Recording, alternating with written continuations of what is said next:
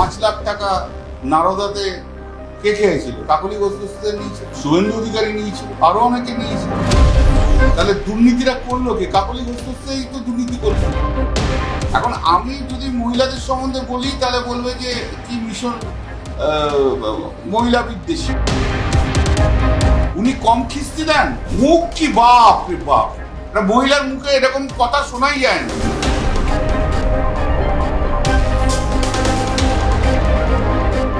তাই কি বিশেষ করে আপনাদের দলের যারা এতদিন ধরে পুরনো ছিলেন, সাংসদ ছিলেন, এমএলএ ছিলেন, কাউন্সিলর ছিলেন, তাদের মুখ থেকে আপনাদের দলের সমালোচনা শোনা যাচ্ছে। বিশেষ করে কাকলি ঘোষ দস্তিদার, এতদিনের স্বার্থ, দীর্ঘদিনের কর্মী, তিনি বলছেন কি পার্টির মধ্যে প্রাতিষ্ঠানিক দুর্নীতি হয়ে গেছে। কি বলবেন তার বক্তব্যগুলো? সমাজ মাধ্যমে আপনিও শুনছেন, আমরাও দেখছি। প্রাতিষ্ঠানিক দুর্নীতি যদি হয়ে থাকে তাহলে ভোট বিয়ের আগে মুখ খুললো না কেন? আগে বলতে পারতো প্রাতিষ্ঠানিক দুর্নীতি হয়েছে। এখন সেই দুর্নীতির মধ্যে তো ওনার নামও রয়েছে। 5 লাখ টাকা নারদাতে কে খেয়েছিল? কাকলি ঘোষ নিয়েছিল, শুভেন্দু অধিকারী নিয়েছিল, আরো অনেকে নিয়েছে। তাহলে দুর্নীতিটা করলো কে? কাকলি ঘোষ তো দুর্নীতি করলো। সে আবার প্রাতিষ্ঠানিক ইনস্টিটিউশনাল করাপশনের কথা কি করে বলে? তার মুখে মানায়? হ্যাঁ, সিন্ডিকেট কথাটা কোত্থেকে উঠে এসেছিল জানেন? পশ্চিমবাংলায় প্রথম সিন্ডিকেট কথা উঠেছিল রাজারহাট মিউনিসিপ্যালিটিতে। তখন রাজারহাট মিউনিসিপ্যালিটি ছিল বারাসাত পার্লামেন্টারি কনস্টিটুয়েন্সির মধ্যে। তখন সিন্ডিকেটের নাম উঠে এসেছিল। সেই সিন্ডিকেট কারা চালিয়েছিল? বাংলার একটা মিডিয়ায় কাগজ এতে আজকে 5-7-8 বছর আগে খবর দেখে নেবেন যান কার নাম ছিল সেখানে, কার ছবি দেয়া। আমাকে বলতে হবে না কে দুর্নীতি আর কে দুর্নীতিপরায়ণ আর কে সৎ, বাংলার মানুষ খুব ভালো করে জানে। আর যদি এতই দুর্নীতি হয়ে থাকে তাহলে মুখ খোলেনি কেন? দুর্নীতিকে টলারেট করলো কে?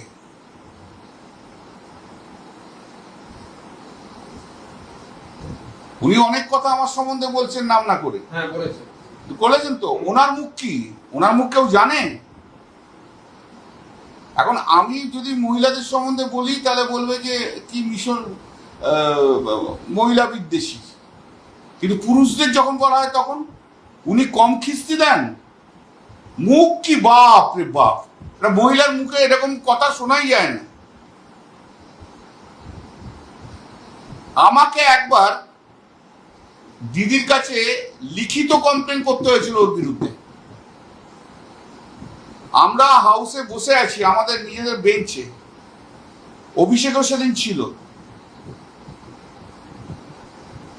হঠাৎ করে বিজেপির একজনকে ডেকে সে আমার নামে উল্টোপাল্টা কথাবার্তা বলছে।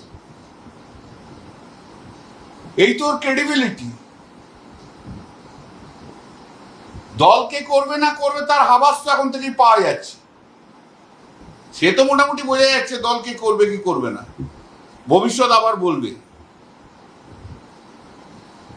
উনি নিজে ঠিক তো? উনি নিজে ঠিক কিনা আগে জিজ্ঞেস করুন। এই যে 5 লাখ টাকা সবাইকার সামনে নিয়ে এসে তো পুরো ভিডিও তো সারা ভারতবর্ষ দেখেছে। তাহলে এবার শ্রমিক ভট্টাচার্য ঠিক করুক কে ভালো তৃণমূল আর কে খারাপ তৃণমূল।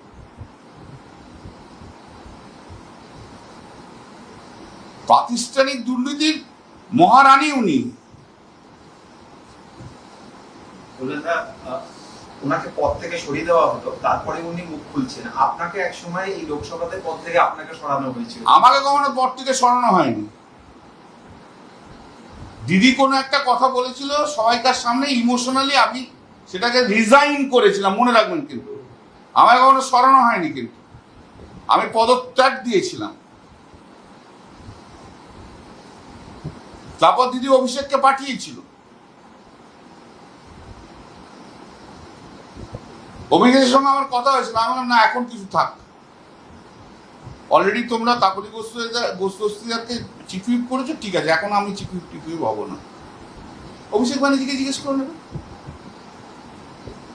প্রধানদা আজকেও আর তো অতএব আমাকে কেউ পদ থেকে সরানো হয়নি। অ্যাটেন্ডেন্স দেখেছেন ওনার অ্যাটেন্ডেন্স আর আমার অ্যাটেন্ডেন্স গুলো একবার দেখে নিন, ডিবেট গুলো দেখে নিন। 2011 থেকে 2025 আমি 14 বছর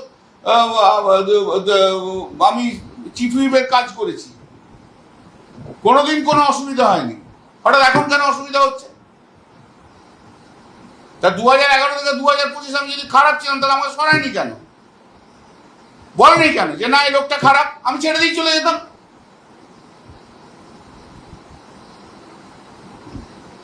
চিফ হুইপ হিসেবে কি ফাংশনটা করেছে? আর আপনারাই তো পার্লামেন্টে দেখেছেন কার ভয়েস কি আছে, কে কি প্রতিবাদ করেছে। আমার তো বলার দরকার নেই কার কি আছে। আমি নাটক ফাটক করি না, বুঝলেন? ফাইন্যান্সে বলতে গিয়ে বেগুন চিবি খাতে হয় না পার্লামেন্টে আমাকে।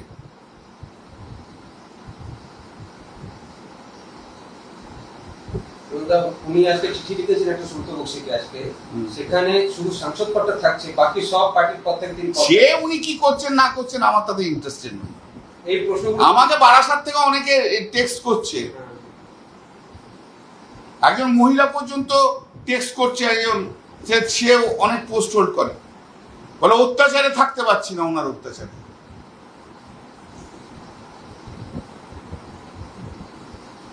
একটা এত বড় দল তৃণমূল আপনাদের, আর দেখুন আরেকটা জিনিস যেটা আপনারা জিজ্ঞেস করলেন সেটা হচ্ছে 5 বছরের জন্য ইলেক্ট করে। তাহলে তো 2024-এ যখন আমরা অনেক সিট পেয়েছিলাম তখন তো বিজেপি সব রিজাইন করেছিল। মানুষের ম্যান্ডেট 5 বছরের জন্য। কেউ যদি এখন তাড়াহুড়ো করে বিজেপির প্রতি প্রেম দেখানোর জন্য সে যদি বলে আমি রিজাইন করব, আমি করে দিলাম, মানুষের ম্যান্ডেটকে মানতে হবে। মানুষের ম্যান্ডেট তো মানা বিধানসভার জন্য, ক্যালকাটা মিউনিসিপ্যাল কর্পোরেশনের জন্য তো নয়। নেতা তো আমরা ছিলাম না, নেতা তো ওরা ছিল। ওরাই তো সব জায়গায় মুখপাত্র হয়ে ঘুরে ঘুরে প্রতিদিন বক্তৃতা দিত। মুখটাই তো ওদের ছিল সব দলের মুখপাত্র হওয়ার জন্য। আর দল খারাপ সময় পড়েছে বলে চলে যাবো এর ঘাড়ে ওর ঘাড়ে দোষ দিয়ে? নিজের জায়গায় নামুন না ভাই। একটা কাউন্সিলর তো নিজেরও একটা ওয়ার্ড আছে, সেই ওয়ার্ডের তো সে লিডার, সেই লিডার কি সেই জায়গায় নেমেছে? আমি বুক বাজিয়ে বলতে পারি আমি শ্রীরামপুরে নেমেছি, কিন্তু উনি কি নেমেছেন? মুখ্যমন্ত্রী মিটিং এ গেছেন, শুভেন্দু অধিকারী মিটিং এ গেছেন। না না, ওই ক্যালকাটা মিউনিসিপ্যাল কর্পোরেশনের যাদের কথা বলছি। দুই কাউন্সিল তো প্রেস কনফারেন্স করে বলছে কারা পদ ত্যাগ করবে। না না, সে করতে পারে, কিন্তু ইলেক্টেড ফর 5 ইয়ার্স। যে 5 বছরে 4টি ইলেকশন হয়, 4টি ইলেকশনের রেজাল্ট থেকে পরপর কেউ রিজাইন করবে, কেউ জয়েন করবে, কেউ রিজাইন করবে, কেউ জয়েন করবে, এটা হয় না, অবাস্তব কথাবার্তা। আসলে রাজনীতির সঙ্গে এদের কোনোদিন জীবনে কোনোদিন সম্পর্ক ছিল না। সুশান্ত অনেক পুরনো লোক, দ্যাট আই অ্যাডমিট। সব 2011-এর পর থেকে সব বড় বড় নেতা বনেছে। আর এদেরকে বড় নেতা করার জন্য অভিষেকই দায়ী। মুখপাত্র হয়ে গেছে, জেলায় জেলায় ঘুরেছে, বক্তৃতা দিয়েছি, চলে এসছে। আরে জেলায় গেলে তো জেলার সাংগঠনিক দিকটা দেখতে হবে। আমাদের দলের অবজারভার তুলে দিয়ে আইপ্যাক নিয়েছে না, দলটা আজকে এই জায়গায় দাঁড়িয়ে গেল। কার মস্তিষ্ক প্রসূত আমি জানি না বাবা।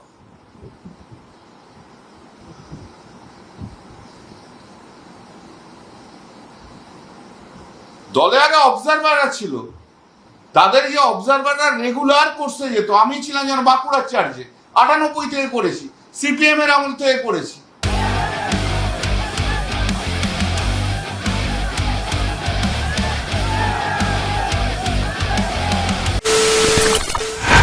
খবরের নামে প্রতিদিন সন্ধে আপনার ড্রয়িং রুমে কি শুধুই চিৎকার চেঁচামেচি হে আসে? বিতর্কের নামে চলে গালাগালি আর কাদা ছোড়াছুড়ি। এবার সময় পরিবর্তনের, কারণ আমরা কান ফাটানো চিৎকারে বিশ্বাস করি না।